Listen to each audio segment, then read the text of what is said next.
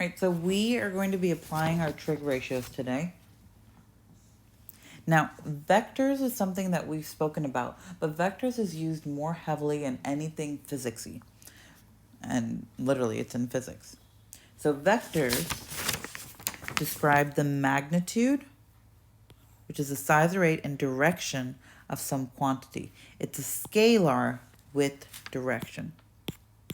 Now, these are just words that I've thrown out at you, but vectors can pretty much, you can think of it as velocity, right? Because it's describing the speed right here over some length or distance, however you want to say it. And it gives you a direction.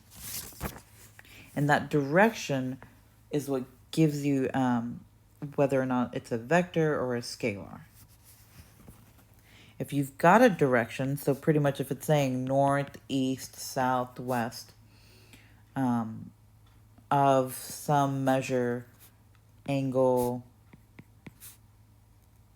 whatever, that's going to be a vector because it's giving you a direction. Your scalar is just speed. So, for example, if we've got these two options right here, if you have just 5 miles per hour, that's going to be a scalar because it's got no direction.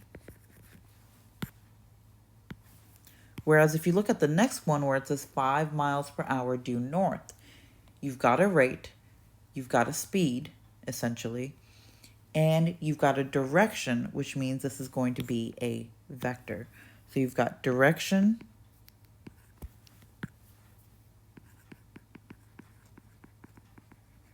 and magnitude.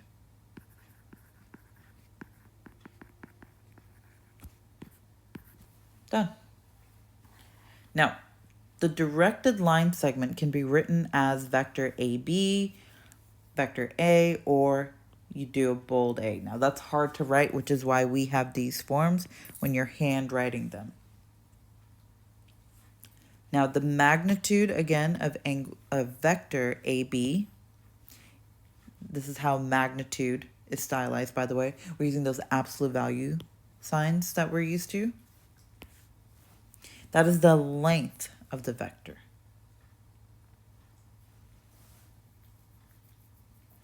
The direction of a vector can be expressed, and sorry for that grammatical error,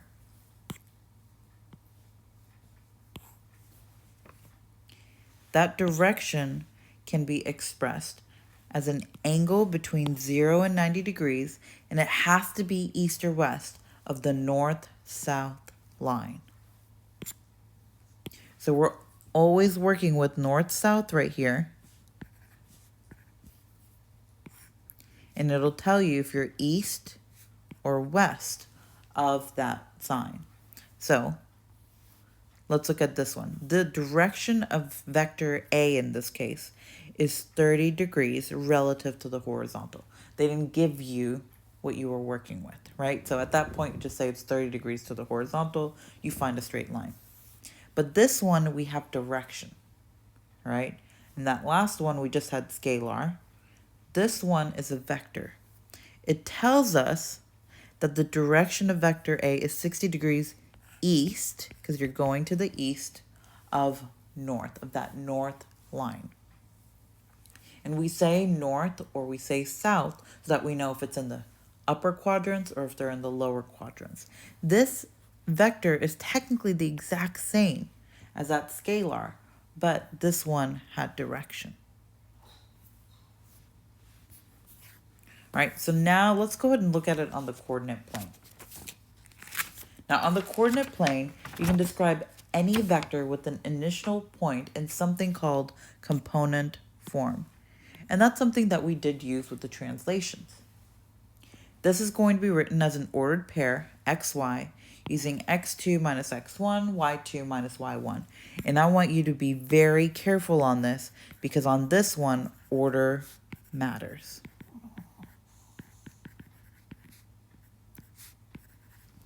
sorry guys, that was Jack snoring. All right, now here's what you need.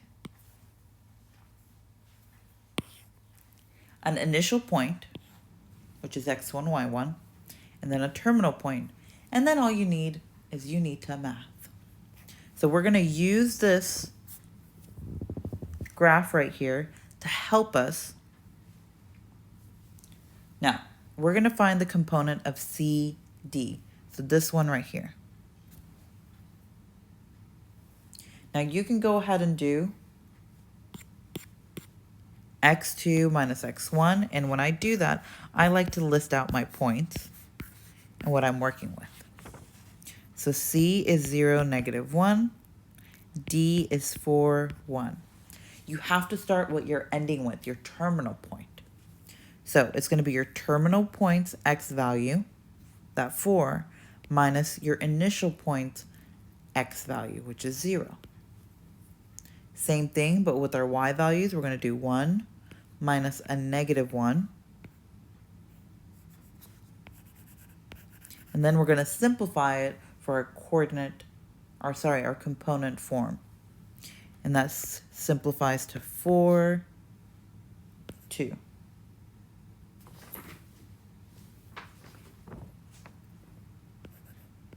And that is component form. Now you could have also figured this out by using the direction. All right, so we're going from C to D. In order to go from C to D, we have to go right, and then we have to go up. And that's what it's telling us. We're going right 4 and up 2, which is exactly what we got for our component form. And you can check your component form. I want you to try and find the component of vector PQ. So pause your video. All right, now that you've unpaused,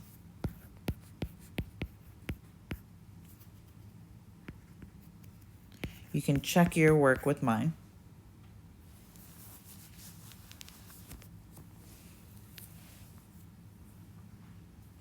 All right, and I did -3 minus that -1, and then you've got -1 minus 3. So your y values and your x values, you're using your terminal point and your initial point. And you get -2, -4.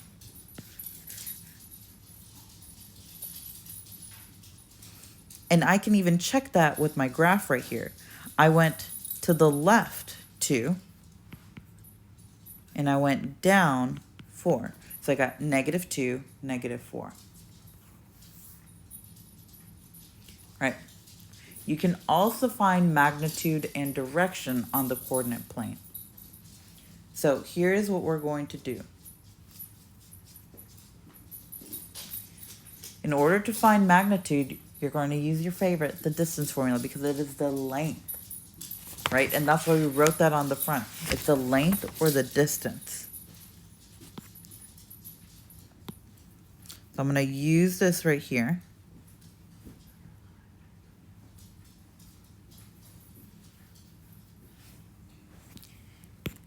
Let's set up our distance formula. So we've got D is equal to the square root of x2, which is 5, minus 0, which is x1 squared, plus my y2, which is 3, minus my y1, 0 squared.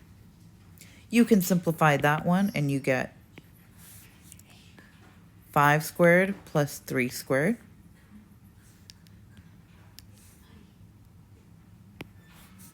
Then you get 25 plus 9, and that gets you the square root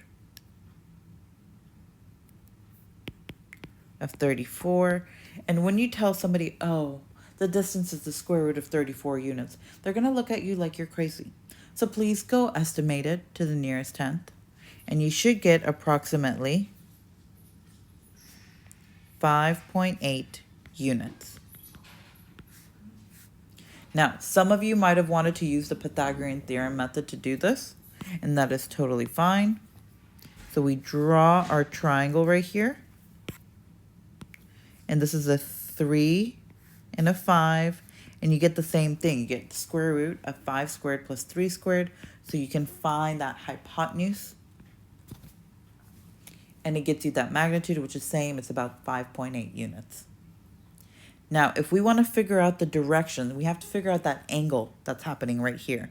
We have to figure out angle BOA, or angle A. So we're going to use trig, and we're going to draw a triangle. So we've got a right triangle. We're looking for this angle measure here, so we're going to use theta. Theta, right there, that symbol, that line with the circle with the line through it, that's technically the x version of any angle you're looking for. We've got a 3 and a 5 right here.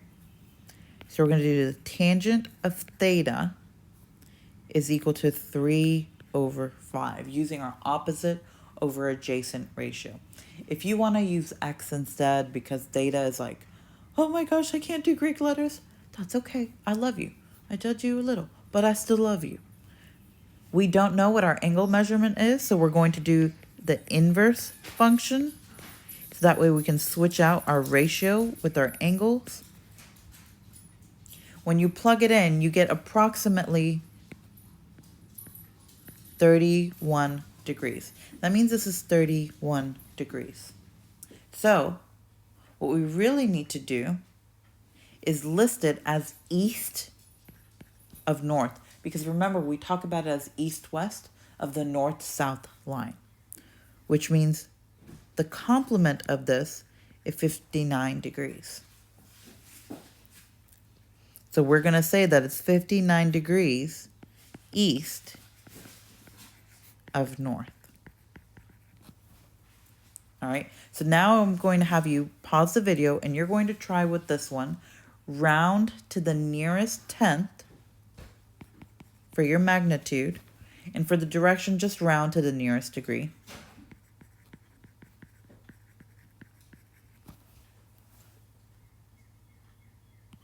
All right, so if you've gone ahead and done it, I used a triangle right here, and I got the square root of 3 squared plus 5 squared. And that was giving me the same number. We got 9 plus 25, similar to the last one. And so I got the square root of 34 again. And so the distance was about 5.8 units. It worked out. Now, that doesn't necessarily mean that the direction is going to be the exact same. So let's use trig. I'm going to draw a triangle. Looking for theta, here's 3, here's 5. I'm going to be using tangent because I've got 2 legs of my right triangle. So I'm going to do tangent of theta is 5 over 3. You have to use the inverse function of this. And when you plugged it in, you got about 59 degrees. That means your direction will be 31 degrees east of north.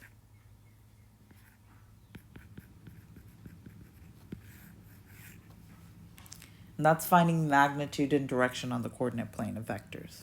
And then this tiny little thing, I just want you to know that the sum of 2 or more vectors is called the resultant. Just some vocab that you need to know. All right, thanks for watching.